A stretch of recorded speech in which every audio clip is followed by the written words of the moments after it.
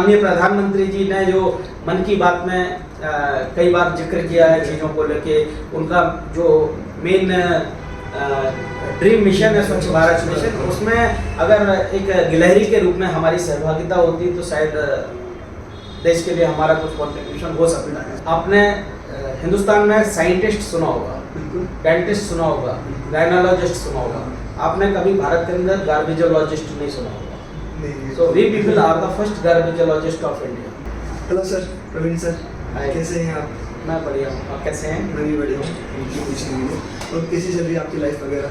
एकदम बढ़िया, first class. काम वगैरह कैसा चल रहा है आपका? एकदम फर्स्ट क्लास, एकदम फर्स्ट क्लास। अच्छा, तो आप आज संडे कैसा रहता है आपका? संडे भी अमूमन वर्कशॉप्स होती रहती है, हाँ। लेकिन आज एक मीटिंग थी, जो मीटिंग पोस्टपोन हुई तो, और आपके साथ भी फॉलोअप चल रहा था काफ़ी दिन से, तो आज इस इंटरव्यू के लिए ही स्पेशल टाइम सेट करके रखा हुआ था। Okay, so thank you so much first of all for time निकालने के लिए और हमारे साथ बैठने के लिए, क्योंकि मैं चाहता हूँ कि आपकी स्टोरी में कन्वे करना, क्योंकि आपकी स्टोरी काफ़ी इंस्पायरिंग है जो आप काम कर रहे हो, स्पेशली गार्बेज क्लिनिक का। तो थोड़ा सा बताएंगे आप गार्बेज क्लिनिक के बारे में, ये जर्नी क्या रही, आपने कभी स्टार्ट किया, कैसे स्टार्ट हुआ, क्या काम करते हो आप गार्बेज क्लिनिक में? देखिए, ये कंसेप्ट है जो अंबिकापुर छत्तीसगढ़ है, वहाँ के मॉडल के ऊपर पूरा बेस्ड है। अमूमन भारत के अंदर जो अभी सामान्यतः व्यवस्था है, पूरे शहर का जो गार्बेज है, कचरा है, उसको शहर के बाहर एक जगह पे लेके जाया जाता है, तो या तो डंप हो जाता है वहाँ पे, या फिर वहीं पे उसका ट्रीटमेंट होता है। इसमें जो सबसे बड़ा नुकसान है वो ये है कि जितनी डिस्टेंस ज़्यादा गार्बेज को ले जाके ट्रीट किया जाएगा, गार्बेज की कॉस्ट उतनी ज़्यादा बढ़ जाएगी। सो हमारा जो सोचना है कि गार्बेज जहाँ पैदा हो रहा है, जहाँ जनरेट हो रहा है, उसके नियर बाय ही उसका बड़े ब्यूटीफुल तरीके से ट्रीटमेंट किया जा सके। तो अंबिकापुर छत्तीसगढ़ की जो तत्कालीन कलेक्टर थी, वो राजस्थान से ही हैं बेसिकली, रिपुशेन मैडम, लेकिन छत्तीसगढ़ कैडर से हैं। तो जब वो वहाँ कलेक्टर थी तो उन्होंने एक बहुत अच्छा मॉडल आदिवासी महिलाओं को इकट्ठा करके बनाया था। अच्छा। और ये भारत में अंबिकापुर मॉडल के नाम से बड़ा प्रसिद्ध हुआ। इस मॉडल को, चूँकि हम लोग अंबिकापुर के रहने वाले हैं, मेरी धर्मपत्नी हैं जो अंबिकापुर से ही हैं, तो वो इस पूरे मॉडल को काफ़ी क्लोजली ऑब्जर्व कर रही थी। और पहला जो गार्बेज क्लिनिक का एक डिसेंट्रलाइज सेंटर तैयार हुआ था, वो अंबिकापुर से ही हुआ था। एक सेकंड, सो कौन से ईयर की बात है ये? जब 2016 में माननीय प्रधानमंत्री जी ने लाल किले से स्वच्छ भारत मिशन की घोषणा की थी, उसी साल ये ऑलरेडी शुरू हो चुका था। ओके। तब इंदौर इतना पॉपुलर नहीं हुआ था, इंदौर 2020 के बाद थोड़ा सा मार्केट में आया, लेकिन 2016 से लेके 2020 तक पूरे भारत में अंबिकापुर मॉडल पूरे देश के अंदर नंबर 1 था। ओके। तो इसी मॉडल को फिर हम लोगों ने और आगे महाराष्ट्र में, छत्तीसगढ़ में कुछ जगह, और राष्ट्रीय राजधानी क्षेत्र में कई जगह इसको इम्प्लीमेंट किया।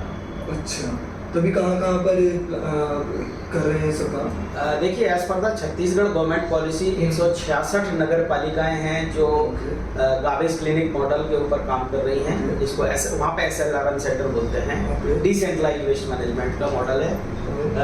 लगभग 18 सेंटर हैं जो महाराष्ट्र में चल रहे हैं। इसके अलावा जो एक सेंटर लगभग 2018 में हम लोगों ने पूरे दिल्ली NCR क्षेत्र के अंदर नोएडा में सेक्टर 47 को जीरो वेस्ट सेक्टर बनाया था। ओके। तो सेक्टर 47 जो है नोएडा का, वो जीरो वेस्ट सेक्टर ऑलरेडी बना हुआ है, जहां लगभग 2000 घरों का कचरा ट्रीट होता है, और सैकड़ों मीट्रिक टन गार्बेज उन्होंने अभी तक लैंडफिल पे जाने से रोक दी। पहला भारत का इंस्टीट्यूशनल मॉडल जो है वो चौधरी चरण सिंह विश्वविद्यालय मेरठ है। वहाँ पे हम लोगों ने लगभग 2019 के आसपास सेटअप किया था, जिसको कोविड में भी वो एक भी दिन के लिए बंद नहीं हुआ है। सो वो सेंटर इंस्टीट्यूशनल मॉडल के रूप में लगभग 3 से 4 मीट्रिक टन का 300 एकड़ की यूनिवर्सिटी को कवर करता है, जिसमें 15 हॉस्टल्स भी हैं और रेजिडेंशियल कैंपस है। तो इस तरीके से गार्बेज क्लिनिक की जर्नी चल रही है। तो ये जो भी आपने बताया कि कोविड में भी ये मॉडल चल रहा था मेरठ चौधरी चरण सिंह यूनिवर्सिटी में, तो कोविड में कैसे आपने ऑपरेट किया, किस तरह से मैनेज किया? देखिए बिल्कुल, इसमें जो हमें मेरठ का एडमिनिस्ट्रेशन है और यूनिवर्सिटी का एडमिनिस्ट्रेशन है, उन्होंने हमें काफ़ी सपोर्ट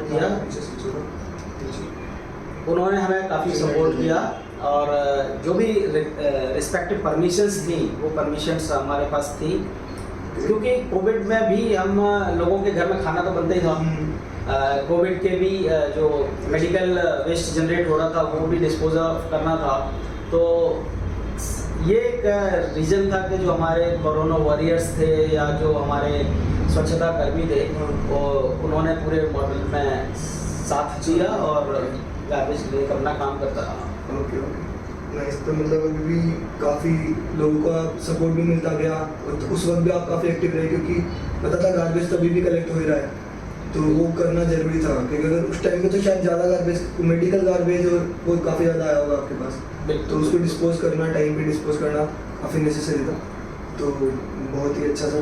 उसके अलावा मैं थोड़ा सा पीछे जाना चाहूँगा कि ये ट्रिगर कैसे हुआ, क्योंकि अगर आप देखो प्रॉब्लम्स तो बहुत सारी है हमारे आसपास हिंदुस्तान में, हर गली नुक्कड़ में प्रॉब्लम है, तो यही प्रॉब्लम आपने क्यों चूज़ की वेस्ट मैनेजमेंट की? ऐसा क्या ट्रिगर पॉइंट था आपका जो आप इस इंजीनियरिंग आप कर रहे थे उस वक्त? तो थोड़ा सा वो स्टोरी बताइए कि इधर कैसे आना हुआ आपका? नहीं, इंजीनियरिंग कर नहीं रहा था मैं, ऑलरेडी इंजीनियरिंग कर चुका था। अच्छा। And I am basically a software engineer, so I was working with Wipro infotech limited. Okay, कहाँ पर? मैं नोएडा में पोस्टेड था। नोएडा में। ये कौन से सन की बात है? ये लगभग आप मान के चलिएगा, लगभग हमने टोटल जॉब जो किया है मतलब 15 साल के आसपास मैं विप्रो में काम किया है, और उसके बाद एक मार्केटिंग के लिए भी काम किया है, रियल एस्टेट ऑर्गेनाइजेशन के लिए। लगभग 2018 के आसपास की बात है, मतलब अंबिकापुर में जब हम लोगों ने ये मॉडल देखा था तब सोचा था कि ये रिटायरमेंट के बाद हम लोग प्लान बनाएंगे। अच्छा। लेकिन 2018 में यहाँ पे दिल्ली में गाजीपुर करके जगह है जहाँ पे कचरे का काफ़ी बड़ा पहाड़ है, तो मैं गाजियाबाद से जब दिल्ली की नोएडा की तरफ आ रहा था तो एक पूरा का पूरा माउंटेन था वो बारिश में कोलैप्स कर गया और उसमें कुछ लोगों की डेथ हो गई थी, लगभग 4-5 लोग उसमें मर गए थे। तो उस समय मैं NH-24 पे ही था। सो ये इंसिडेंट के टाइम पे जब जाम लगा तो सबके अंदर क्यूरियोसिटी होती, मैं भी देखने गया तो वो हादसा मुझसे देखा नहीं गया। उसी दिन हमने अपनी मल्टीनेशनल कंपनी से रिजाइन करके गार्बेज क्लिनिक को तैयार किया। सेम डे हमने रिजाइन कर दिया था, और बड़ी खुशी की बात है कि जो इस कंपनी का फॉर्मेशन करने के लिए जब हम चार्टर्ड अकाउंटेंट साहब के पास गए, विनीत नाम है उनका। अच्छा। मैं आपके चैनल के माध्यम से ये बात पूरे देश के लोगों को ज़रूर बताना चाहूँगा कि जब उन्होंने हमारा मोटो समझा तो उन्होंने हमसे फीस भी नहीं ली थी, और उनका ये कहना था कि जब ये कंपनी कुछ पैसे कमाने लगेगी तब हमें आप फीस दे देना। ओके, सो मैं चैनल के माध्यम से सर की तरफ से और हम सबकी तरफ से वीरेंद्र सर जो सीए हैं उनको भी थैंक यू कहना चाहूँगा कि उन्होंने इतना बड़ा सपोर्ट दिया उस टाइम पे जब शायद स्टार्ट ही करना था, तो थैंक यू। दूसरा जो एक महाराष्ट्र में कमिश्नर है डॉक्टर धनंजय जावलेकर साहब, वो बीड करके जगह है वहाँ पे, हालांकि उनका रिटायरमेंट का टाइम था वो, तब उन्होंने इस मॉडल को एंड टू एंड मॉडल को इम्प्लीमेंट करने के लिए हमें अलाउ किया अपने ULP में, और हमने महाराष्ट्र का पहला बीड स्वच्छता मिशन ऑर्गेनिक आत्मनिर्भर मॉडल जमीन पे उतार दिया। भारत में पहली बार जो जैविक खेती करने वाले किसान हैं उनको सीधा नगर पालिका के साथ जोड़ दिया, क्योंकि भारत में जो कचरा पैदा हो रहा है वो लगभग 60% कचरा वो है जो किसानों को चाहिए, फार्मर्स को चाहिए, जिसको हम गीला कचरा बोलते हैं। लेकिन फार्मर उसको एज इट इज कचरे के रूप में नहीं लेगा, उसको हाई क्वालिटी का रिच न्यूट्रिएंट्स वाला कंपोस्ट चाहिए। आज कोविड के बाद हर माँ अपने बच्चे को ऑर्गेनिक फल और सब्जी खिलाना चाहती है, आप भी अपने फैमिली को ऑर्गेनिक फल और सब्जी खिलाना चाहते हो, लेकिन अगर हम अपने मोहल्ले गली में नज़र डालें, अपने शहर में नज़र डालें, तो कहीं पे भी आपको जैविक फल और सब्जी की दुकान नहीं मिलेगी। यानी भारत के अंदर डिमांड है सप्लाई नहीं है। अगर उस क्वांटिटी में जितनी भारत को ज़रूरत है ऑर्गेनिक फल और सब्जियों की, उतनी क्वांटिटी में भारत के अंदर जैविक खाद पैदा करने वाली फैक्ट्रियां नहीं है। सो पहली बार हमने आज भी मैं धन्यवाद देता हूँ कलेक्टर साहब IAS ऑफिसर हैं उत्तर प्रदेश कैडर के, उनकी पोस्ट महाराष्ट्र कैडर के हैं, आस्तिक पांडे साहब, वो आस्तिक पांडे जी वो कलेक्टर थे बीड में। तब हमें वहाँ पे एग्रीकल्चर प्रोड्यूसर मार्केटिंग कंपनी करके जगह होती है जहाँ पे किसान अपना सामान बेचने आता है। अच्छा। तो हमें वहाँ पे उन्होंने जैविक खाद बनाने की फैक्ट्री लगाने की परमिशन दिलवा दी। यानी अगर हम भारत के अंदर ग्राम पंचायत, नगर पंचायत, नगर पालिका लेवल पे जैविक खाद बनाने की फैक्ट्रियां लगाने की बात करते हैं, जहाँ पे गीला कचरा एज ए कच्चे माल के रूप में इस्तेमाल होता है, तो हमारे कच्चे माल की भी समस्या खत्म हो जाती है और एक हम ऐसा प्रोडक्ट तैयार कर सकते हैं जिसकी आज भारत को जरूरत है। तो इस तरीके से 60% कचरे को। तीसरा जो इस पूरे मॉडल के अंदर, गार्बेज क्लिनिक मॉडल के अंदर एक इनोवेटिव आइडिया हमने इम्प्लीमेंट किया था, वो सक्सेस स्टोरी हमने पिक की थी लिज्जत पापड़ से, अमूल दूध से। ये 2 सक्सेस स्टोरीज हैं। तो हमने ऐसी महिलाओं का चयन किया जो अंडर प्रिविलेज हैं, गरीबी रेखा के नीचे हैं या विडो हैं, उनकी हमने लिज्जत पापड़ काइंड ऑफ स्वच्छता मिशन ऑर्गेनिक सहकारी समिति का गठन किया महाराष्ट्र सोसाइटी एक्ट के अंतर्गत। और यही cooperative society door to door garbage का कलेक्शन करती है, उसका ट्रांसपोर्टेशन करती है, उससे कंपोस्ट तैयार करती है, उसको बेचती है।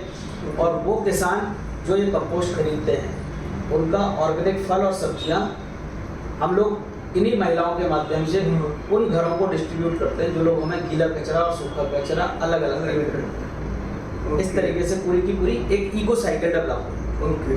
तो अभी आपने बोला गीला कचरा सूखा कचरा अलग अलग आप कलेक्ट करते हो, तो जैसे मैंने देखा कि गवर्नमेंट भी ये चीज़ कर रही है, सूखा कचरा गीला कचरा अलग अलग कलेक्ट कर रही है और आप भी कर रहे हो। तो दोनों मॉडल में डिफरेंस क्या है कलेक्ट करने में, या दोनों आप साथ में कर रहे हो या फिर आप उनसे कचरा लेते हो या आप उनसे लेते हो? तो ये थोड़ा सा देखिए, जो गवर्नमेंट कर रही है, गवर्नमेंट ही पॉलिसी बनाती है, जो काम गवर्नमेंट का है उसी के लिए हम लोग फैसिलिटेट करते हैं ऑन ग्राउंड लेवल पे। गवर्नमेंट जाके तो घर घर से कचरा लेगी नहीं। सो गवर्नमेंट की जो प्लानिंग है उसको स्ट्रेंथन करने का काम जो है इस कोऑपरेटिव सोसाइटी के माध्यम से किया जाता है।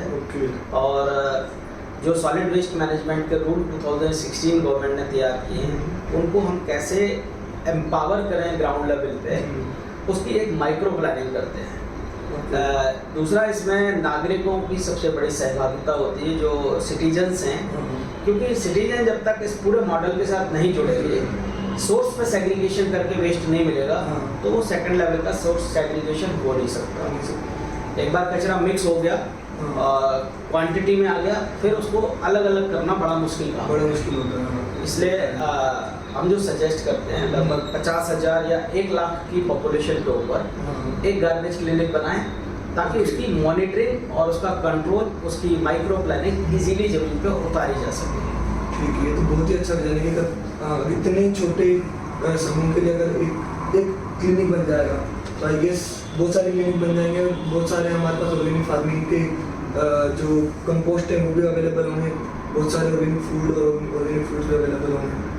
बिल्कुल, ये एक ऐसा मॉडल है जो ग्रामीण क्षेत्र को अर्बन के साथ कनेक्ट करता है, और ये गाँव में भी काफ़ी जॉब की अपॉर्चुनिटी, काफ़ी काम की अपॉर्चुनिटी पैदा करेगा आई गेस, जो वहाँ पर नहीं है अभी। एक गार्बेज क्लिनिक जो लगभग 50,000 पॉपुलेशन को टारगेट करता है, वहाँ लगभग 300 से 400 महिलाओं को रोजगार प्रत्यक्ष उपलब्ध होता है। और परोक्ष रूप से जो इसके अंदर ड्राई मटेरियल निकलता है, उसमें अलग अलग टाइप के जो स्क्रैप डीलर्स होते हैं उनको एम्पावरमेंट मिलती है, या जो लोग स्क्रैप डीलर का काम कर रहे हैं उनको भी नेक्स्ट लेवल के कौन कौन से ऐसी फैक्ट्रीज लगाई जा सकती हैं जहाँ से इस ड्राई मटेरियल को फर्दर प्रोडक्ट के रूप में कन्वर्ट किया जा सके। लाइक जैसे हमारे पास आज भारत के अंदर जो सबसे बड़ी समस्या है वो है MLP की।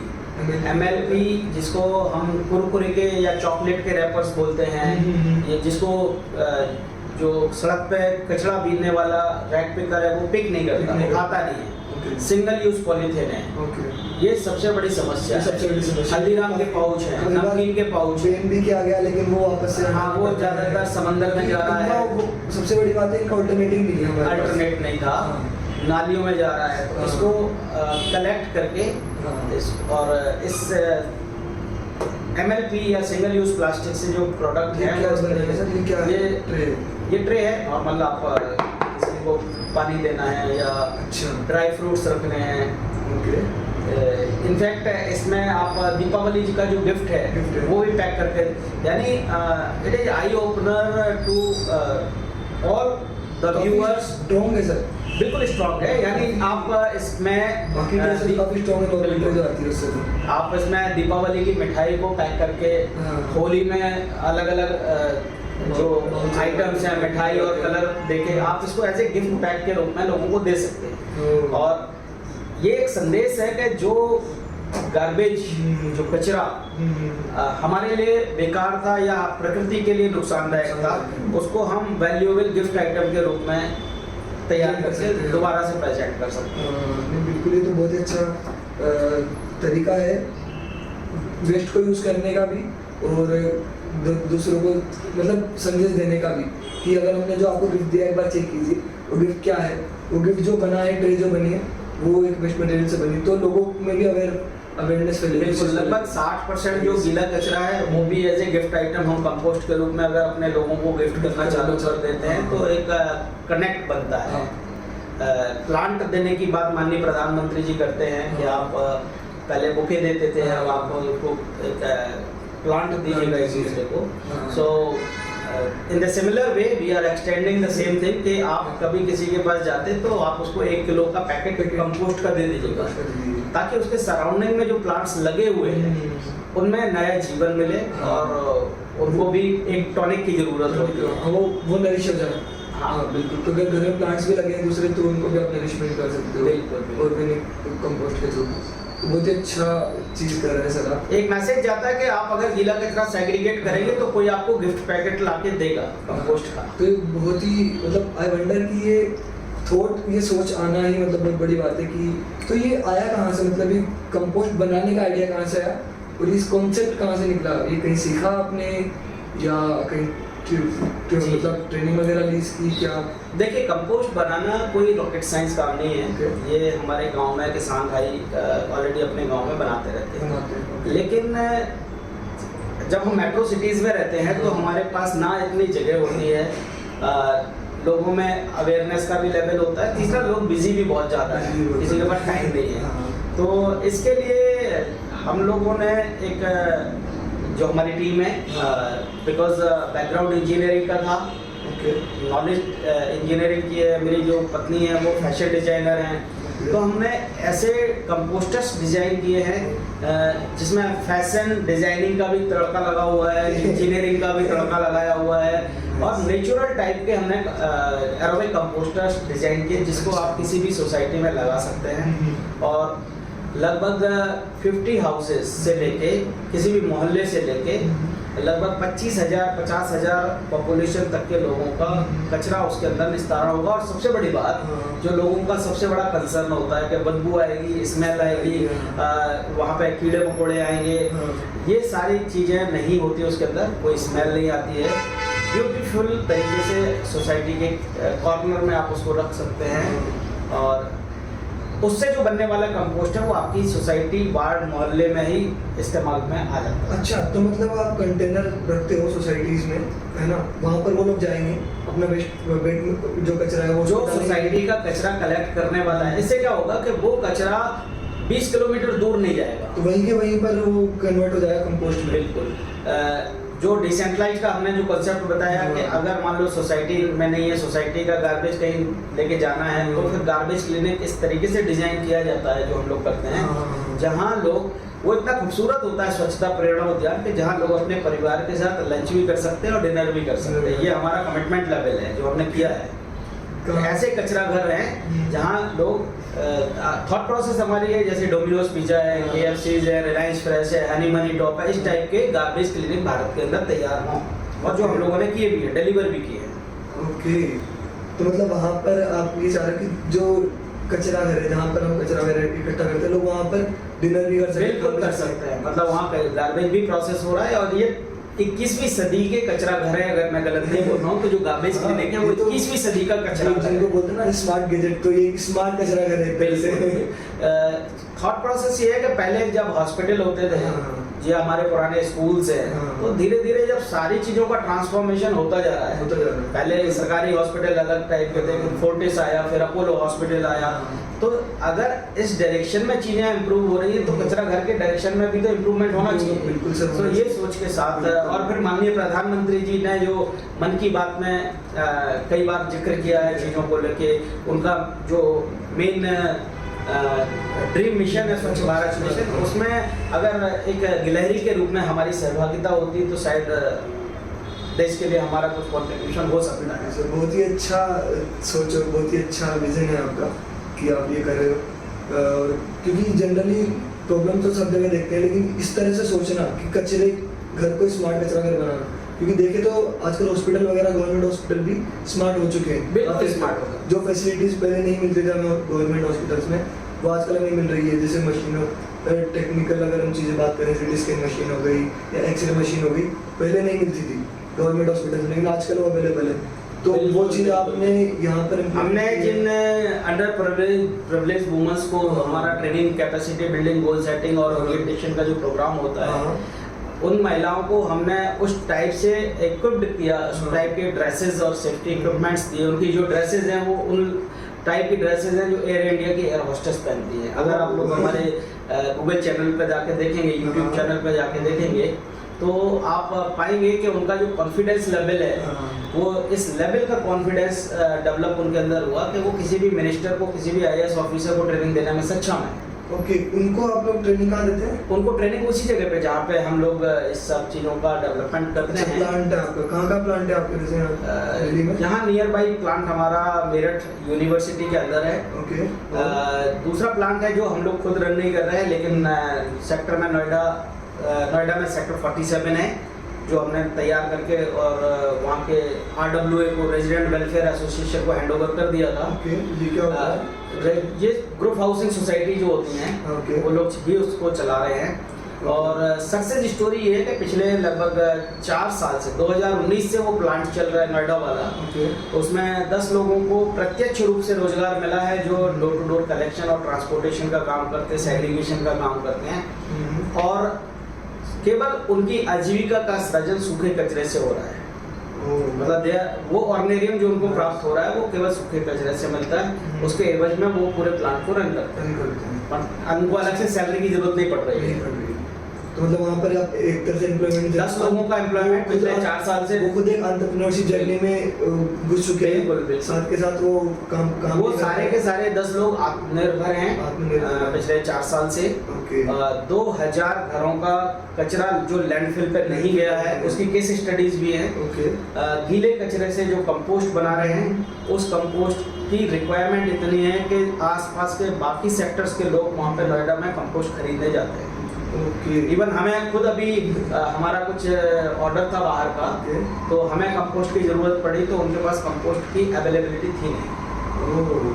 तो इतना डिमांड है, मतलब कंपोस्ट का डिमांड है, आपको उसका मार्केट ढूंढना पड़ेगा। कई ऐसे लोग हैं जो बोलते हैं कि जी कंपोस्ट बिकती नहीं है, बिकॉज आपको मार्केट प्लान करना पड़ेगा, उसकी स्ट्रेटेजिक प्लानिंग करनी पड़ेगी, लोगों को जोड़ना पड़ेगा। पहले सबसे पहले तो अवेयर करना पड़ेगा। अवेयर इस चीज़ को लेकर अभी तक अवेयरनेस काफ़ी कम है। अवेयरनेस कम है, इसलिए बिल्कुल अवेयरनेस कम है, लेकिन धीरे धीरे अवेयरनेस बढ़ रही है। अच्छा, इसके अभी दिल्ली और ये नोएडा के अलावा कहाँ का और किसी शहर में अभी तक गए हैं आप? महाराष्ट्र में लगभग हम लोगों ने 18 के आसपास सेक्टर्स तैयार किए हैं।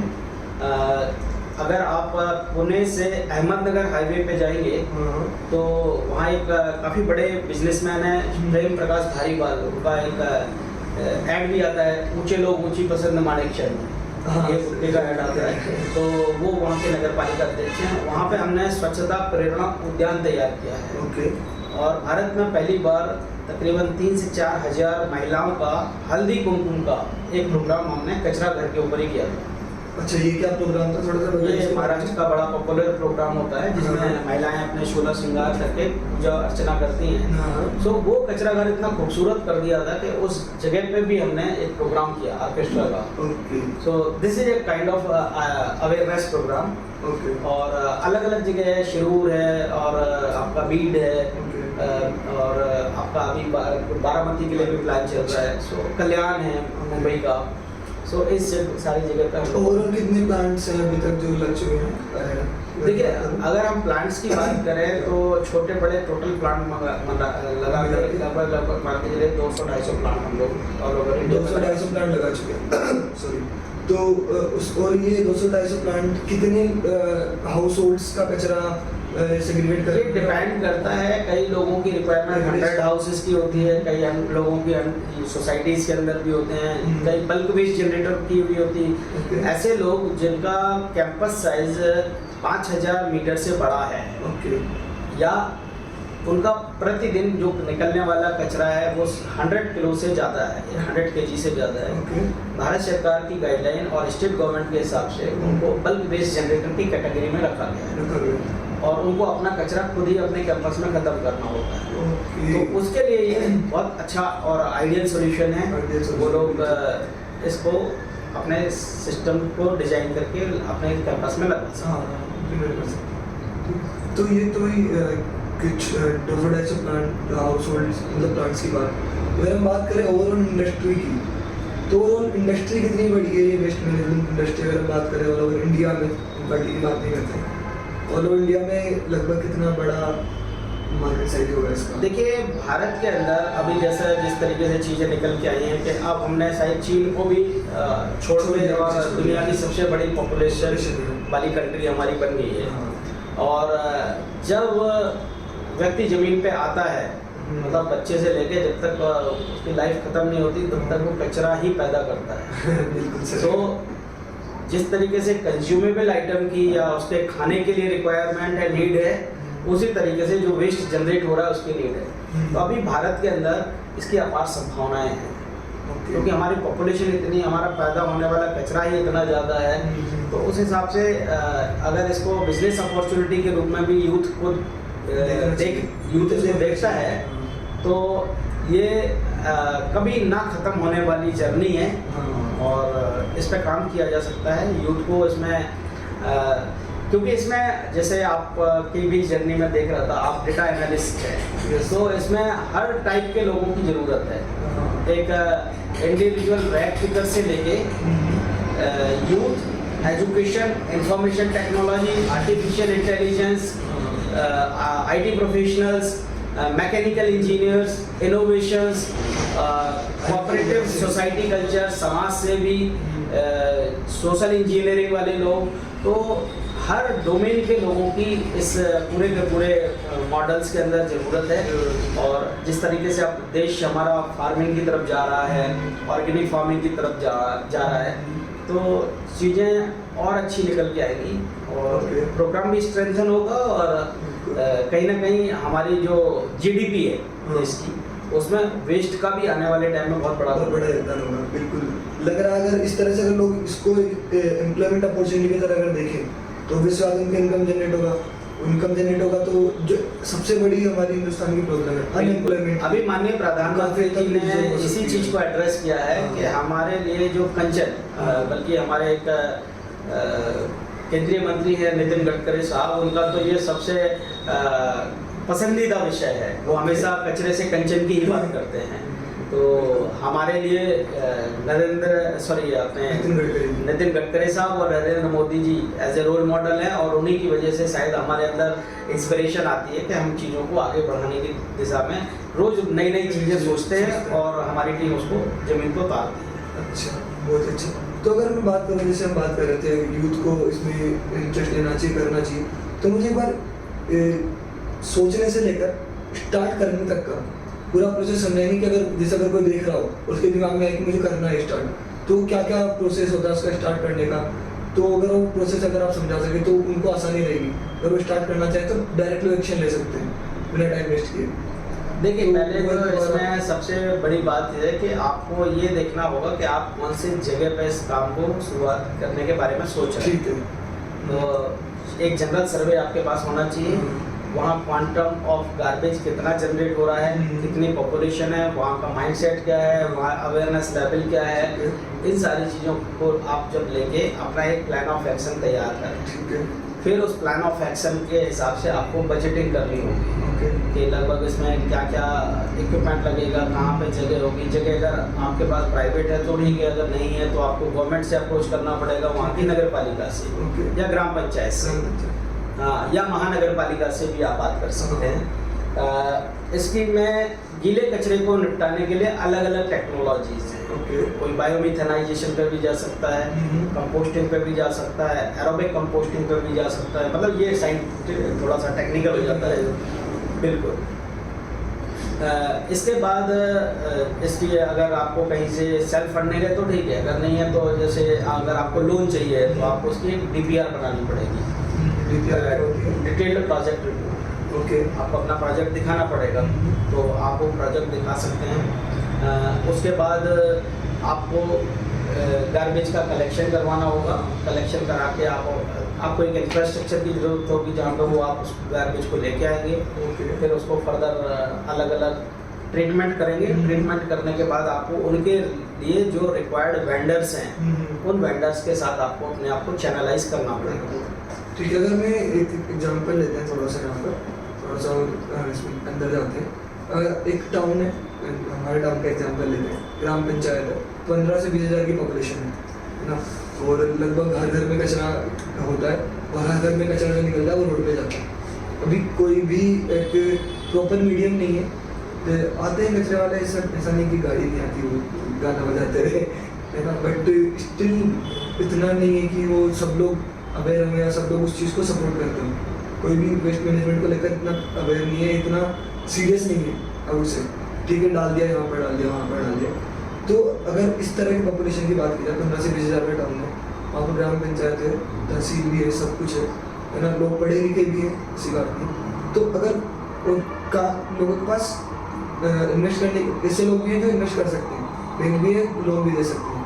तो अगर इस तरह का अगर अपने पास सिनेरियो है, तो वो क्या प्रोसेस रहेगा, अगर वो वहाँ पर अगर कोई करना चाहे तो उसके लिए क्या प्लान ऑफ एक्शन रहेगा, कितना बजट रहेगा, और किस तरह से चैनलाइज वो कर सकता है अपने स्क्रैप डीलर्स के साथ। तो अगर आप उस पर थोड़ा सा बता सकते देखिए, ये वहाँ पे लोकल ही सर्वे करके चीज़ें निकल सकती हैं, क्योंकि एक रफ आइडिया तो आपको मिल सकता रफ आइडिया बिल्कुल वही चाहिए मुझे। क्योंकि वहाँ पे जो आप इंफ्रास्ट्रक्चर बना रहे हैं, वहाँ लेबर कॉस्ट क्या है, हर जगह की लेबर कॉस्ट अलग अलग होती ठीक है। है। तो भी एक आपको स्ट्रक्चर चाहिए होगा, छोटी मोटी मशीन चाहिए होगी कंपोस्ट की। अगर कंपोस्ट की मशीन नहीं चाहिए तो आप जो तो मशीन ट्रेडिशनल कहाँ मैकेनिज्म मिलेगी? है, मशीन का मिलती है? मशीन आपको ऑनलाइन मिल जाएगी। अच्छा। जेम पे भी हैं, आपका अमेजोन पे भी मिलती हैं, ओके। और मार्केट में भी मशीन मिल जाती है। अगर आपको मशीन के थ्रू नहीं करना तो जो ट्रेडिशनल तरीका है खाद बनाने का, कंपोस्ट बनाने का, आप उसको अडॉप्ट कर सकते हैं। अच्छा। यूट्यूब पे आपको बहुत सारे वीडियोस मिल जाएंगे खाद बनाने के, कंपोस्ट बनाने और के। उसके अलावा जैसे वहाँ पर तो जैसे गार्बेज कलेक्ट करने का भी एक बड़ा चैलेंज है, तो क्योंकि वहाँ सोसाइटीज़ तो है नहीं, जैसे अपने यहाँ पर है, तो वहाँ हम कंटेनर लगा नहीं सकते सोसाइटीज़ में, तो वहाँ घर घर जाकर कलेक्ट करना होगा। तो जैसे अभी आपके पास एक अच्छा कॉन्सेप्ट ई रिक्शा को एम्बुलेंस में कन्वर्ट किया, उसके बारे में थोड़ा बताएं, कैसे आइडिया आया वो और कैसे कन्वर्ट किया? देखिए, अगर आपको परिवर्तन लाना है, हाँ। परिवर्तन सबसे पहले आता है 2-3 चीज़ों से। सबसे पहले जो चेंज या सोच डेवलप होती है वो चीज़ों को देखने से होती है। ओके। आप किस चीज़ को देखते हैं उसकी आपके दिमाग में इमेज बनती है। अगर एक गाड़ी जा रही है और उसके ऊपर कचरा गाड़ी लिखा हुआ है तो इमेज जो दिमाग में छपेगी, बनेगी, वो कचरा गाड़ी की बनेगी। आज जब चीज़ों में बदलाव आने लगा है, ट्रांसफॉर्मेशन हो रहा है, अगर मैं अपना जो सेंटर है वहाँ पे सीधा कचरा घर ले देता हूँ, तो जो भी बच्चे निकलेंगे वहाँ से, जो भी जेंट्री निकलेगी, जो लोग भी निकलेंगे, वो देखेंगे कचरा घर है, तो वो ऑब्वियसली रुमाल उठा के नाक में लगा के निकलेंगे। अगर मैं उसको बड़े सुंदर से पार्क के रूप में डेवलप करता हूँ और उसके ऊपर गार्बेज क्लिनिक लिखता हूँ और उसके अंदर जो सिस्टम है वो उसी टाइप का सिस्टम डिप्लॉय करता हूँ जैसा एक नर्सिंग होम के अंदर होता है, उसी टाइप की इनोवेटिव मशीन्स रखता हूँ कचरे को निपटाने के लिए, उसका उसी टाइप से ऑपरेशन करता हूँ जैसे एक डॉक्टर करता है। और जो कचरे में काम करने वाले लोग हैं उनकी ट्रेनिंग ही इस तरीके से देता हूँ, उनका ट्रांसफॉर्मेशन कि दे आर डूइंग ऑपरेशन, वो एक ऑपरेशन कर रहे हैं ना कि वो कचरे को ट्रीट कर रहे हैं। तो इस सोच को जब इस पूरे सिस्टम के साथ जोड़ा जाता है तब कंसेप्ट गार्बेज एम्बुलेंस का भी आता है कि जो गाड़ियाँ गार्बेज को कलेक्ट करके लेके आ रही हैं, अलग अलग कंटेनर में लेके आ रही हैं, गीला अलग लेके आ रही हैं, सूखा अलग लेके आ रही हैं, डोमेस्टिक हैजार्डस अलग लेके आ रही हैं, इलेक्ट्रॉनिक वेस्ट अलग लेके आ रही हैं। उसके अंदर आज जहाँ भारत के अंदर लोग गीले और सूखे कचरे पटके हैं, हमारी गाड़ी में 6 कंटेनर्स, 6 कौन से 4 तो आपने बता दिए। हाँ, उसमें आ जाता है डोमेस्टिक हैजार्डस, एक आ जाता है हगीज और सैनिटरी पैड्स के लिए, एक आ जाता है आपका बायोमेडिकल वेस्ट के लिए, कभी इंजेक्शन है, किसी के घर में कॉटन्स वगैरह है, इंजरी हो जाती है, मास्क हो जाता है, कोविड का सामान है, ग्लव्स होते हैं, ये सामान आ जाता है। तो इस तरीके से जब ये मटेरियल हमारे सेंटर में आता है तो उसका अगेन माइक्रो लेवल पर सेग्रीगेशन करना आसान होता है। बिल्कुल, ऑफ कोर्स, है ना। तो इस तरीके से, और अगर आप इसके छोटे छोटे मॉडल्स अगर अपने किसी गांव में किसी शहर के अंदर छोटा सा भी मॉडल बनाएंगे तो ये उस शहर के लिए रोल मॉडल बनेगा। और जब आपका रोल मॉडल बनेगा तो लोग आपके पास चल के आएंगे, आपको किसी जगह, because you will be the brand for your own city. और यही काम करने का गार्बेज क्लीनिंग काम करती है। आपने हिंदुस्तान में साइंटिस्ट सुना होगा, डेंटिस्ट सुना होगा, गायनोलॉजिस्ट सुना होगा, आपने कभी भारत के अंदर गार्बेजोलॉजिस्ट नहीं सुना होगा। So we people are the first garbageologist of India. गार्बेजोलॉजिस्ट। हाँ, सही प्रोनाउंस करें? बिल्कुल। तो लोगों को प्रनाउंस करने में भी दिक्कत हो सकती है क्योंकि नई चीज़ें हैं, ट्रेंड आने में टाइम लगता है। एक बड़ा पॉपुलर गाना है इंडिया के अंदर, गाड़ी वाला आया वैसे कचरा लेकर। So we are the producer of that song. Okay. In fact उसमें जो बंदा आदमी गाड़ी चला रहा है, कचरे की गाड़ी चला रहा है, वो मैं खुद ही चला रहा हूँ। अच्छा, जो एडवर्टीजमेंट में जो गाड़ी चला रहे हैं, हाँ, जो उसका आप यूट्यूब पे अगर वीडियो देखेंगे, गार्बेज क्लिनिक प्रवीण नायक या गार्बेज क्लिनिक गाड़ी वाला आया डालेंगे तो उसमें आपको पूरा वीडियो मिल जाएगा। ओके। ये सर टू बी ऑनेस्ट मुझे भी नहीं पता थी ये बात, तो मैंने कभी देखा नहीं वीडियो। थोड़ा सा अलग सोच के साथ काम करने का प्रयास किया है और लोगों को इसमें भारी समर्थन हमें मिला है और आगे भी जरूरत रहेगी। बिल्कुल मिलेगा। जब तक देश के लोग हमारे साथ नहीं जुड़ेंगे, हम शायद गांव-गांव तक नहीं पहुंच पाएंगे। तो आपके चैनल के माध्यम से भी हम ये चाहते हैं कि लोग जुड़े और हर गांव में, हर शहर के अंदर एक गार्बेजोलॉजिस्ट तैयार जरूर हो, बिल्कुल हो।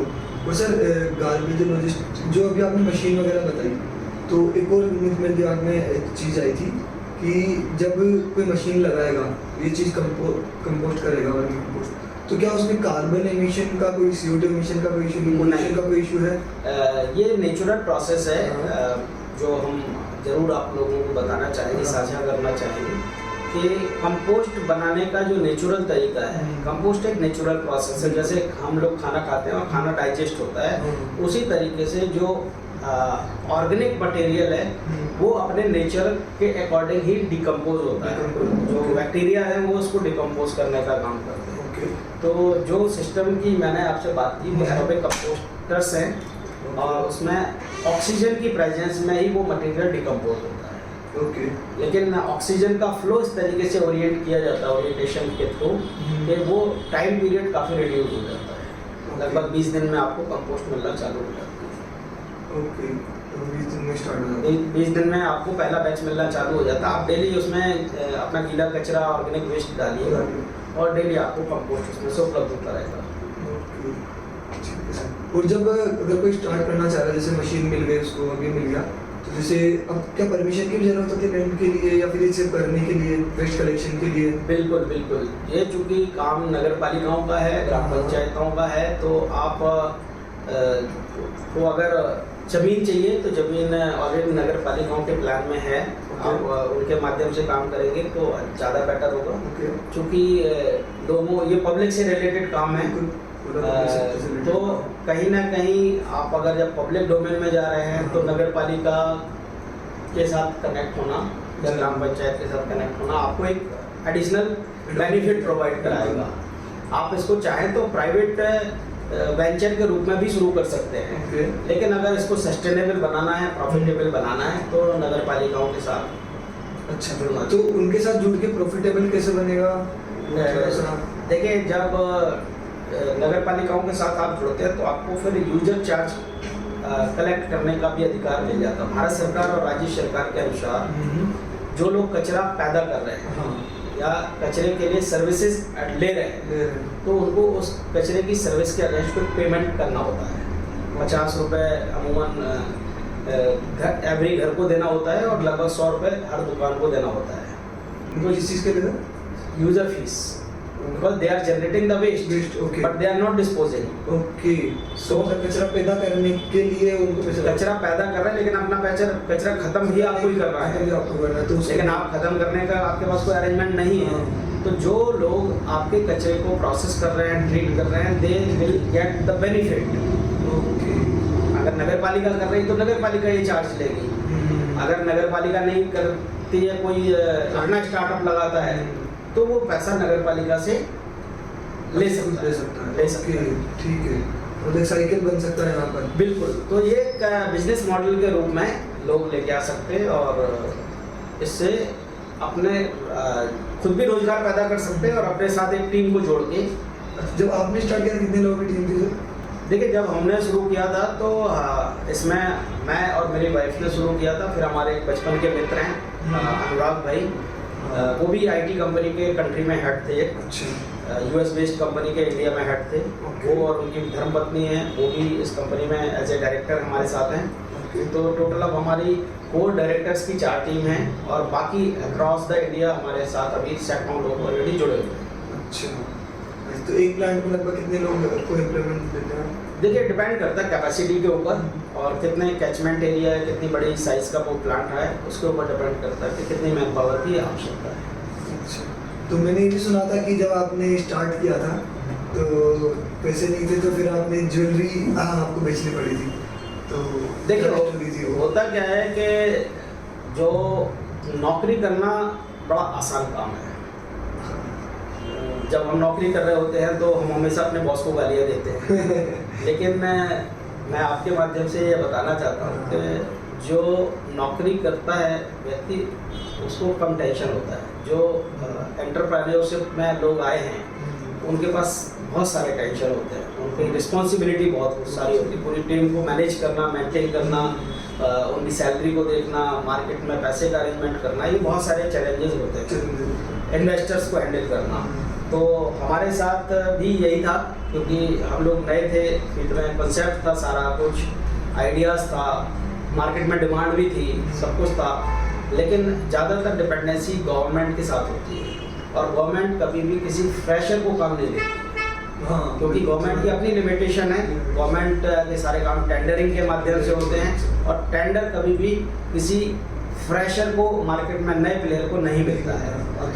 ये चैलेंज था हमारे साथ, तो हमने लगभग 2-3 साल में कोई काम मिला नहीं।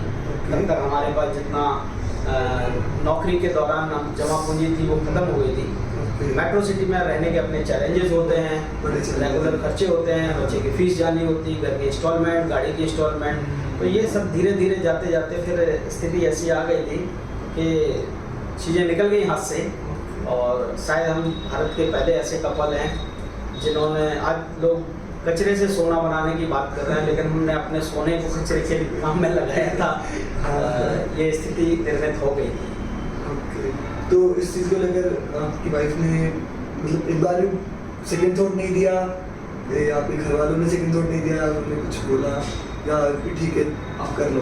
देखिए, आज अगर गार्बेज क्लिनिक भारत की एक रेपुटेड कंपनी बन के आई है, तो इसमें कहीं ना कहीं जो मेरी धर्मपत्नी है प्रगति, उनका ही सबसे बड़ा योगदान है। और ये बात बिल्कुल सही है कि एक सक्सेसफुल व्यक्ति के पीछे कहीं ना कहीं किसी न किसी महिला का हाथ होता है। तो आज गार्बेज क्लिनिक बेशक शुरुआती दौर में स्ट्रगल के फेज में रही है। भारत की आज जो बड़ी बड़ी संस्थाएं हैं उनके साथ गार्बेज क्लिनिक एक रेपुटेड ब्रांड के रूप में इस्टेब्लिश्ड है। मतलब भारत में कचरे को एक ब्रांड के रूप में लाने का काम गार्बेज क्लिनिक ने किया है। तो चाहे the energy resource institute of India हो, टेरी हो, चाहे national physical laboratory of India हो, IIT दिल्ली हो, या अदर यूनिवर्सिटीज़ हों, लाइक अभी अमेठी यूनिवर्सिटी ने अपना जो स्टार्टअप प्रोग्राम शुरू किया है, so I am on that board. Okay. और सिम्बायोसिस यूनिवर्सिटी हो, तो इन लोगों ने अब जो स्टार्टअप की डायरेक्शन में भारत मूव कर रहा है, बिल्कुल। तो उसमें एक रिस्पेक्टेबल पोजीशन के ऊपर अगर गार्बेज क्लिनिक पहुंचा है, तो यस, कहीं ना कहीं मैडम का तो हाथ है, प्रगति मैडम का, उनका नाम ही प्रगति है। हाँ बिल्कुल, तभी आज गार्बेज क्लिनिक इतनी प्रगति कर रहा है, बिल्कुल। प्रगति के साथ, बिल्कुल। तो बहुत ही अच्छा है। तो और फ्यूचर में कहाँ देखते हैं अपने गार्बेज क्लिनिक को, और फ्यूचर क्या क्या विजन है आपका फ्यूचर तो आगे आगे आने वाले 5-10 सालों में कहाँ बिल्कुल। देखना चाहते हैं? अभी देखिए, काफ़ी बड़ी कंपनीज हैं जो गार्बेज क्लिनिक जिनके साथ एसोसिएशन में आ रही है। जापान की कंपनी है इंडो एनवायरो, जिन्होंने एशिया का एक बहुत बड़ा प्लांट जो है इंदौर में लगाया है। लगभग 700 मीट्रिक टन का प्लांट है, इसको माननीय प्रधानमंत्री जी ने इनॉग्रेट किया था। तो उनको भी अभी कुछ असाइनमेंट भारत के अंदर आ रहे हैं, तो क्लोजली हमारे उनके साथ डायलॉग चल रहे हैं। दूसरा, जो नई टेक्नोलॉजीज देश के अंदर आ रही हैं, लाइक अभी जो मिक्स कचरा है, इससे चाहे कोल बनाने की बात हो, या जो बड़े बायोमिथेनाइजेशन की प्लांट की बात हो, या अगर कंपोस्टिंग के हैं, तो कंपोस्टिंग की आज की डेट में जो भारत के अंदर कैपेसिटी है, मशीनों की कैपेसिटी है, वो मैक्सिमम से मैक्सिमम उनकी 500 किलो या 1000 किलो की है। Garbage clinic is only the company जो लगभग 5000 किलो वेस्ट गीले कचरे को प्रोसेस करने की मशीनें बना चुकी है। ओके, अभी आपके प्लांट्स में इतनी कैपेसिटी है। हमारा गीले कचरे का जो प्लांट है, वो तकरीबन 25,000 लोगों का कचरा प्रतिदिन निस्तारण करने का काम कर सकते वो सोसाइटी में लगे कंटेनर वो भी कर सकते हैं ये चीज़? हैं। नहीं, सोसाइटी वाले की कैपेसिटी कम है। ये तो मैंने डिसेंट्रलाइज वेस्ट मैनेजमेंट की बात की आपसे, कि इवन जो चौधरी चरण सिंह विश्वविद्यालय के अंदर है, वो हमारी 2000 किलो गीले कचरे को निपटाने का सिस्टम डिप्लॉय है ऑलरेडी, इसको हम चला रहे हैं। 5000 किलो कचरे को निस्तारण करने का प्लांट ऑलरेडी हम लोगों का कमीशन अभी होने वाला है। बहुत ही अच्छा जा रहा है। आई गेस फ्यूचर में और भी ग्रो करे गार्बेज क्लिनिक, और ऐसे और भी गार्बेज क्लिनिक और हमारे इंडिया हर घर में, हर मतलब हर गांव में, हर शहर के अंदर ऐसे गार्बेज क्लिनिक बनने चाहिए। और डे विल कम, एक दिन ऐसा आएगा, जैसे हर जगह हॉस्पिटल्स होते हैं। सरकार ने शुरुआत की है, सरकार का नाम थोड़ा सा दूसरा है, सरकार ने MRF सेंटर बनाने की डायरेक्शन में प्रयास करना चालू किए है, जिसको मटेरियल रिकवरी फैसिलिटी वो बोलते हैं, जिसके अंदर शायद गीले कचरे का निस्तारण नहीं होता है। हमारा जो सेंटर है, उसके अंदर आपका सूखे का भी निस्तारण होता है और गीले का भी निस्तारण होता है। So it is basically a solution to manage the both kind of waste in a single centre, that is known as garbage clinic. तो अगर किसी को बोलना, तो आपसे भी उनको कॉन्टेक्ट करने की जरूरत है? बिल्कुल, आप मेरे से भी कांटेक्ट कर सकते हैं और आपसे भी कांटेक्ट कर सकते हैं। जिन लोगों को भी लगता है कि उनका कुछ दायित्व बनता है पर्यावरण के प्रति, सोसाइटी के प्रति, उनको खुद भी आत्मनिर्भर बनना है और दूसरे लोगों को भी आत्मनिर्भर बनाना है, तो ऐसे लोग भी संपर्क कर सकते हैं। और सोशल मीडिया पर भी आपको गार्बेज क्लिनिक के बारे में इंफॉर्मेशन मिल जाएगी। फेसबुक पेज है, ट्विटर है, लिंक्डइन है, इसके ऊपर भी आपको काफ़ी इंफॉर्मेशन मिल जाएगी। तो अच्छा है सर, बहुत अच्छा, थैंक यू आपने ये करने के लिए कि आप आगे से आपने बोल दिया कि आप सपोर्ट कर सकते हैं, आप भी अपनी लोगों को इनवाइट करने के लिए, आपसे बात करने के लिए। और ये तो गार्बेज क्लिनिक की बात हो गई। अगर हम थोड़ा इंडिया की बात करें, तो आप इंडिया में एंटरप्रेन्योरशिप कल्चर काफ़ी टाइम से घूम पे है, इसको आप कहाँ देख रहे हैं, कहाँ मूव कर रहा है स्टार्टअप कल्चर, एंटरप्रेन्योरशिप कल्चर? क्या आपको लगता है इसके बारे में पॉइंट ऑफ व्यू क्या है आपका? देखिए, भारत जो है इतनी बड़ी पॉपुलेशन वाला देश है। दूसरा, आप किसी से भी बात करेंगे तो वो आपसे हमेशा समस्या की बात करेगा, प्रॉब्लम की बात करेगा। तो मेरा ये मानना है कि भारत में अपार समस्याएं हैं, बहुत सारी समस्याओं का देश है भारत। आप किसी भी भारत की एक समस्या को उठाइए, उसका सॉल्यूशन प्लान करिए, सॉल्यूशन के साथ उसका इंटीग्रेटेड मॉडल बनाइए, उसके अंदर सॉफ्टवेयर को इंटीग्रेट करिएगा Okay. और एक रेडीमेड सॉल्यूशन निकाल के दे दीजिएगा। वो आपको अपने आप में एक स्टार्टअप है हाँ, और भारत के अंदर स्टार्टअप की अपार संभावनाएं हैं, और संभावना है, बिल्कुल। क्योंकि अभी भारत डेवलपिंग कंट्री है। Developing phase में। आप और यूथ के पास हम्म, किसी भी डोमेन को, किसी भी अनटच्ड फील्ड को अगर वो पकड़ के आगे बढ़ जाता है तो उसका स्टार्टअप का सक्सेस होना, हाँ ये जरूर है कि आप पूरा प्लान हवा में मत बनाइए। हाँ, आप पूरे प्लान को पहले कागज पे उतारिए, हम्म, कागज पे उतारने के बाद उसका प्रॉफिट एंड लॉस चेक करिए। check करिए। आप उसमें अपने साथ कुछ एक्सपर्ट्स को जोड़िए, हाँ, कुछ, क्योंकि हर आदमी को हर चीज़ की नॉलेज नहीं हो सकती। बिल्कुल। उसमें आप किसी जिसको फाइनेंस की नॉलेज हो, अपने अंदर एक लीडरशिप स्किल डेवलप करिए कि आपका जो प्लान है वो आप दूसरों के सामने पूरे अच्छे तरीके से प्रस्तुत कर सकें। और भारत सरकार और राज्य सरकारें भी आज की डेट में काफ़ी प्रोग्राम चला रही हैं। प्रोग्राम भी चला रही हैं, तो आप सरकारों की बड़ी मदद ले सकते हैं इसमें। बिल्कुल सर, बहुत ही अच्छा मैसेज आपने दिया कि बीच में जुड़ सकते हैं एंटरप्रेन्योरशिप को लेकर। प्रॉब्लम बस entrepreneurship nothing but solution of the problem. अगर आप प्रॉब्लम आइडेंटिफाई कर पा रहे हो, अच्छे से उसका सॉल्यूशन ढूंढ पा रहे हो, बस अगर उस पर अगर आप अच्छे हो तो then you are man. Like garbage clinic में हमने मल्टीपल प्रॉब्लम को का सॉल्यूशन निकालने की कोशिश की है। एक बेरोजगारी की समस्या है, उसको भी इसके अंदर सॉल्व किया है। कचरे की समस्या है, उसको भी सॉल्व किया है। एनवायरनमेंट को लेके जो प्रॉब्लम है उसको भी सॉल्व किया है। आईटी के लोग हैं, इंफॉर्मेशन टेक्नोलॉजी, उनके लिए भी प्लेटफॉर्म मिल गया इसके अंदर। आर्टिफिशियल इंटेलिजेंस का भी प्रोग्राम इसके अंदर आ गया। सोशल रिफॉर्मिंग का भी प्रोग्राम इसके अंदर आ गया। तो इस तरीके से कई लोगों के लिए एक सिंगल प्लेटफॉर्म देने का काम जो है वो, इसमें ब्रांड ओनर्स हैं, ऐसे लोग भारत सरकार के की जो नई नीति आई है कि जो लोग ऐसा कचरा पैदा करते हैं जिसके ऊपर उनकी कोई ब्रांडिंग है, उनको अपना कचरा खुद उठाना है। अगर वो अपना कचरा नहीं उठाते तो जो इस चीज़ की सर्विस दे रहा है या उनको अपना कचरा उठा के खुद प्रोसेस करना है, लाइक हल्दीराम है, नमकीन का पाउच है तो हल्दीराम को खुद उठाना है और खुद ही उसको रिसाइकिल करना है। पेप्सी है, लेज है, थम्स अप है, जो ये सारे बड़े ब्रांड्स हैं, नेस्ले है, तो इनको अपना गार्बेज खुद प्रोसेस करना है। अब इनको प्रोसेस करने के लिए एक मैकेनिज्म चाहिए, एक पूरा सिस्टम चाहिए। इस सिस्टम को भी अगर हमने गांव लेवल पे लोगों को अवेयर कर दिया, जागरूक कर दिया डिस्ट्रिक्ट लेवल पे, तो इन सारे के सारे सिस्टम को कहीं ना कहीं डिस्ट्रिक्ट लेवल पे डिप्लॉय किया जा सकता है।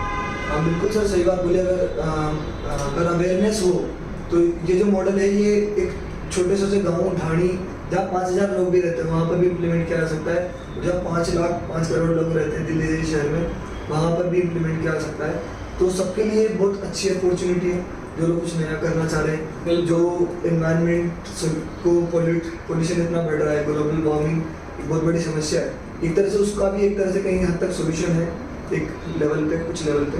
तो अगर वो उस चीज़ में काम करना चाह रहे हैं तो वो भी गार्बेज क्लिनिक स्टार्ट कर सकते हैं। बिल्कुल कर सकते हैं। जो लोग एक्स्ट्रा अर्निंग करना चाह रहे हैं वो भी गार्बेज क्लिनिक स्टार्ट कर सकते हैं। इनफैक्ट जो किसान हैं, अगर किसानों के पास अपना खुद का नेटवर्क है, खुद का नेटवर्क वो है। हमारे प्रोग्राम के साथ जुड़ के अपने ऑर्गेनिक की मार्केटिंग कर सकते हैं। इसको हमने लोकल फॉर वोकल से जोड़ा है। लोकल प्रोग्राम तो वो अपने ऑर्गेनिक जो उनका प्रोडक्शन है या जो भी प्रोड्यूसर्स हैं ऑर्गेनिक प्रोड्यूसर, वो अपने माल की डिलीवरी डोर टू डोर करवा सकते हैं। बिकॉज डोर टू डोर का जो सबसे बड़ा नेटवर्क है वो गार्बेज क्लिनिक है। सो डोर टू डोर का ये कर सकते हैं। और जो लोग अपनी सोसाइटियों में प्लास्टिक इकट्ठा करवा सकते हैं, इवन सिंगल यूज प्लास्टिक क्यों ना हो, मल्टी लेयर चॉकलेट के रैपर्स, कुरकुरे के पाउच या हल्दीराम के पाउच, इनको भी आप इकट्ठा करवा के गार्बेज क्लिनिक के पास भिजवा सकते हैं ऑल ओवर इंडिया से, कहीं से।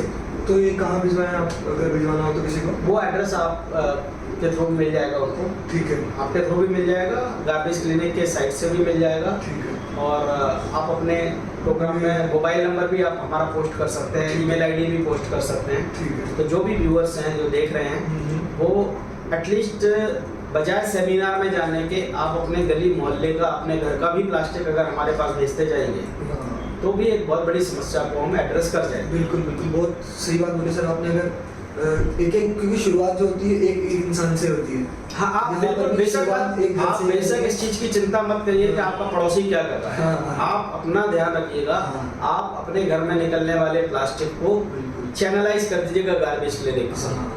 आपके माध्यम से इस चैनल के और जितने लोग इस प्रोग्राम को देख रहे हैं उनसे भी हमारा निवेदन है कि इस प्रोग्राम को आप आगे भी सब्सक्राइब करके इसको आगे बढ़ा आगे बढ़ा सकते हैं। बिल्कुल sir, thank you so much.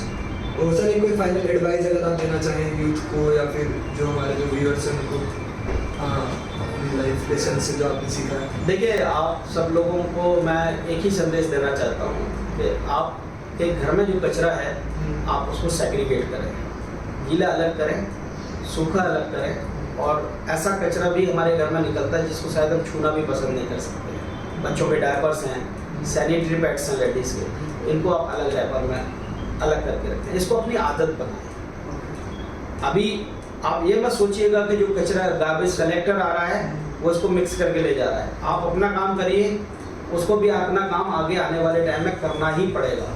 कर भी रहे हैं, वो भी हमारे जैसे स्वच्छता कर्मी हैं। क्योंकि आप सोचिए कि जो आपके घर का गार्बेज है उसको कोई आदमी अपने हाथ से अलग कर रहा है। बिल्कुल सर, है ना? तो आपको इस चीज़ में जब सोचना पड़ेगा। जब वो हमारे घर का कचरा अपने हाथ से अलग कर सकता है तो एटलीस्ट हम तो कर ही सकते हैं। बिल्कुल। हमारे घर का। दूसरा, यूथ के लिए हमारा मैसेज ये है कि आप की देश को ज़रूरत है। हर काम देश के प्रधानमंत्री नहीं कर सकते हैं। आप ऐसे ऐसी चीज़ें सोचिए, आपके दिमाग में जो आइडियाज़ आते हैं आप उस पर थोड़ा सा रिस्क लीजिएगा। नहीं हो सकता तो थोड़ा सा पायलट प्रोजेक्ट के रूप में आप उसको करने का प्रयास करिएगा, छोटे रूप में करने का प्रयास करिए, उसकी सक्सेस देखिएगा। और क्योंकि अब धीरे धीरे सरकारी नौकरियां मार्केट्स में नहीं होंगी और भारत की अगर इकोनॉमिकल ग्रोथ बढ़ानी है, आगे बढ़ना है देश को, तो इसमें इंडिविजुअल हर आदमी का कंट्रीब्यूशन बहुत ज़रूरी है। तो यही हम संदेश। और भारत में दुनिया का सबसे बड़ा देश और सबसे ज़्यादा यूथ वाला जो देश है वो भारत है। अभी सर भारत के पास जो अपॉर्चुनिटी है ना वापस से वर्ल्ड लीडर बनने की, बिल्कुल बन सकता है। क्योंकि बाकी देशों में जो लोग हैं उनकी एज एक सर्टेन एज से ज़्यादा हो चुकी है और ह्यूमन रिसोर्स जो है वो किसी भी देश के लिए सबसे बड़ा एसेट होता है। तो ये जो ह्यूमन रिसोर्स है इसका ऑप्टिमम यूटिलाइजेशन करना आज देश की भी देश तो कर ही रहा है, हम सबकी जिम्मेदारी और हमारे आसपास के लोगों की जिम्मेदारी है। आपके अंदर जो 5 स्किल हैं, मैं यूथ को संदेश देना चाहता हूँ। आपके अंदर 4-5 बड़ी स्किल होती हैं। सबके अंदर आपको गाड़ी चलाना आता है, आपको मोटरसाइकिल चलाना आता है, आपको साइकिल चलाना आता है, ये आप उसको सिखा दीजिएगा। या इस टाइप की और आपके पास 10, 12, 20, 25 स्किल होंगी जो दूसरे को नहीं आती। हमने लगभग 28 महिलाओं को 4 व्हीलर चलाना सिखाया था। अच्छा। उन लोगों को जिनको हमने उनकी झुग्गी झोपड़ी से निकाला था।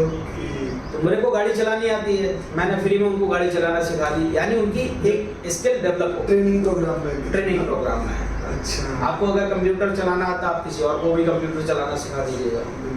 तो ये ऐसी चीज है जो, और आप अगर किसी की स्किल डेवलप कर देते हैं तो वो आदमी भूखो नहीं मरेगा। बिल्कुल। स्किल का जो एक शिक्षा है वो सबसे बड़ी शिक्षा है। किसी को शिक्षा देना, किसी को सिखाना कोई चीज़, एजुकेशन किताबी ज्ञान एक बात है, लेकिन आप बिल्कुल आप स्किल डोनेट करिए। हाँ, स्किल डोनेशन से बड़ा डोनेशन कुछ नहीं हो सकता। कुछ भी, क्योंकि अगर आप पैसा दे दोगे एक बार वो खर्च कर दिया खत्म हो जाएगा। आप किसी को मछली पकड़ना सिखाइए, मछली खाना मत सिखाइए। हाँ बिल्कुल सर, बहुत सही बात बोली आपने। अगर पकड़ना सीख जाएगा तो अपने आप से खुद से वो चीज़ हमेशा अकेले फिर उसके लिए आसान हो जाएगा। बिल्कुल। तो बाकी हमारी भी और समझदार है, इस मैसेज को आई गेस समझ जाएंगे। So yeah thank you so much sir, Praveen sir, बहुत अच्छा लगा आपसे मिलकर, मुझे बहुत कुछ सीखने को मिला। और मैं मतलब बता नहीं सकता, गूज़ बम्स आ रहे हैं आपकी स्टोरी को सुनकर। जो आपने बताया गार्बेज स्टोरी, आपकी गार्बेज क्लिनिक की, तो मैं खुद इंस्पायर हो गया। और मैं भी कोशिश करूँगा अपने खुद के लेवल पे, अपने फैमिली को भी बोलूँगा कि अपने घर में, और कि ये जो आपने बोला सेग्रीगेट करने का, कचरा सेग्रीगेट करने का, प्लास्टिक वेस्ट को यहाँ तक पहुँचाने का, तो मैं अपने लेवल पे भी कोशिश करूँगा जितने लोगों तक मैं अपने डायरेक्टली पहुँचा सकता हूँ, डायरेक्टली उन लोगों तक पहुँचाऊँगा। और अपने चैनल के माध्यम से भी मैं कोशिश करूँगा ज़्यादा से ज़्यादा लोग इस चीज़ को सुने और इस चीज़ को पे अमल करें। सुन के निकल जाना इज़ अ डिफरेंट थिंग, वो उनकी चॉइस है, बट मैं चाहूँगा कि अमल करें लोग, ताकि ये प्रॉब्लम है वेस्ट मैनेजमेंट की, बहुत बड़ी प्रॉब्लम है वर्ल्ड वाइड।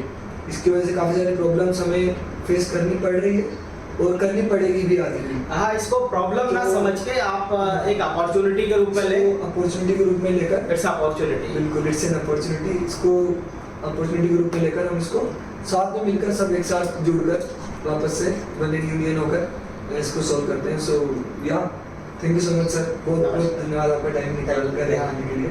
बहुत अच्छा लगा आपसे मिलकर, आई होप आपको भी मजा आएगा। कैसा रहा आपका एक्सपीरियंस? थैंक यू, बहुत अच्छा रहा, बहुत अच्छा रहा। आप लोग इसको प्रोग्राम को देखिए और अपने मित्रों के साथ साझा कीजिए। Thank you very much. Thank you sir.